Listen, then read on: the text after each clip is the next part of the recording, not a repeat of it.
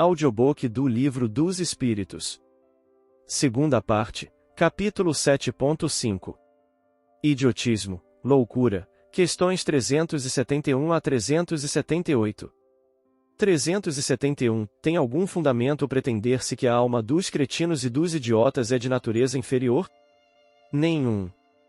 Eles trazem almas humanas, não raro mais inteligentes do que supondes, mas que sofrem da insuficiência dos meios de que dispõem para se comunicar, da mesma forma que o mudo sofre da impossibilidade de falar.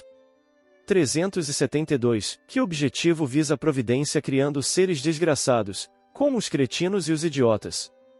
Os que habitam corpos de idiotas são espíritos sujeitos a uma punição. Sofrem por efeito do constrangimento que experimentam e da impossibilidade em que estão de se manifestarem mediante órgãos não desenvolvidos ou desmantelados.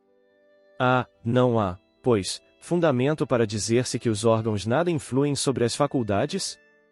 Nunca dissemos que os órgãos não têm influência.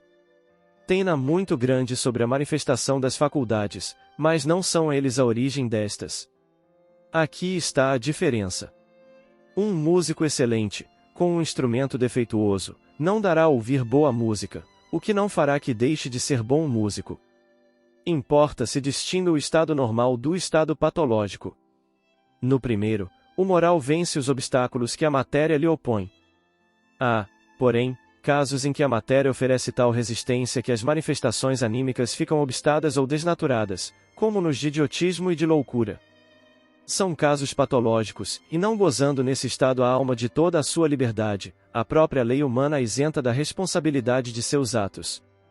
373. Qual será o mérito da existência de seres que, como os cretinos e os idiotas, não podendo fazer o bem nem o mal, se acham incapacitados de progredir? É uma expiação decorrente do abuso que fizeram de certas faculdades. É um estacionamento temporário.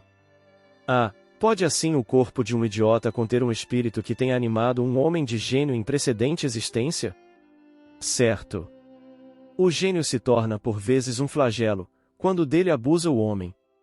A superioridade moral nem sempre guarda proporção com a superioridade intelectual e os grandes gênios podem ter muito que expiar.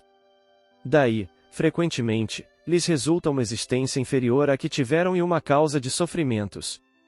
Os embaraços que o espírito encontra para suas manifestações se lhe assemelham às algemas que tolhem os movimentos a um homem vigoroso.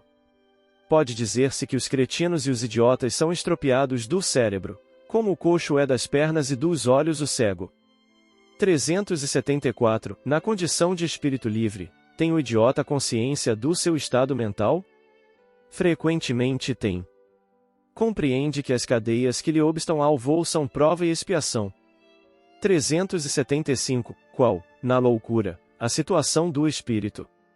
O espírito, quando em liberdade, recebe diretamente suas impressões e diretamente exerce sua ação sobre a matéria. Encarnado, porém, ele se encontra em condições muito diversas e na contingência de só o fazer com o auxílio de órgãos especiais. Altere-se uma parte ou o conjunto de tais órgãos e eis que se lhe interrompem, no que destes dependam, a ação ou as impressões. Se perde os olhos, fica cego, se o ouvido, torna-se surdo, etc.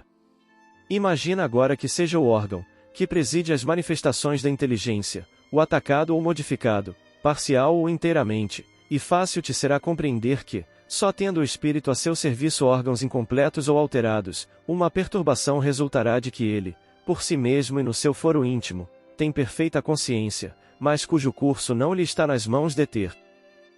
Então, o desorganizado é sempre o corpo e não o espírito. Exatamente, mas, convém não perder de vista que, assim como o espírito atua sobre a matéria, também esta reage sobre ele, dentro de certos limites, e que pode acontecer impressionar seu espírito temporariamente com a alteração dos órgãos pelos quais se manifesta e recebe as impressões. Pode mesmo suceder que, com a continuação, durando longo tempo a loucura, a repetição dos mesmos atos acabe por exercer sobre o espírito uma influência, de que ele não se libertará senão depois de se haver libertado de toda impressão material. 376. Por que razão a loucura leva o homem algumas vezes ao suicídio? O espírito sofre pelo constrangimento em que se acha e pela impossibilidade em que se vê de manifestar-se livremente, donde procurar na morte um meio de quebrar seus grilhões. 377. Depois da morte, o espírito do alienado se ressente do desarranjo de suas faculdades? Pode ressentir-se, durante algum tempo após a morte, até que se desligue completamente da matéria, como o homem que desperta se ressente, por algum tempo, da perturbação em que o lançar o sono. 378. De que modo a alteração do cérebro reage sobre o espírito depois da morte? Como uma recordação. Um peso oprime o espírito e, como ele não teve a compreensão de tudo o que se passou durante a sua loucura, sempre se faz mister um certo tempo, a fim de se pôr ao corrente de tudo.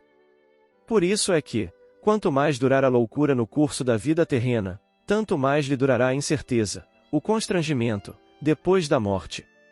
Liberto do corpo, o espírito se ressente, por certo tempo, da impressão dos laços que aquele o prendiam.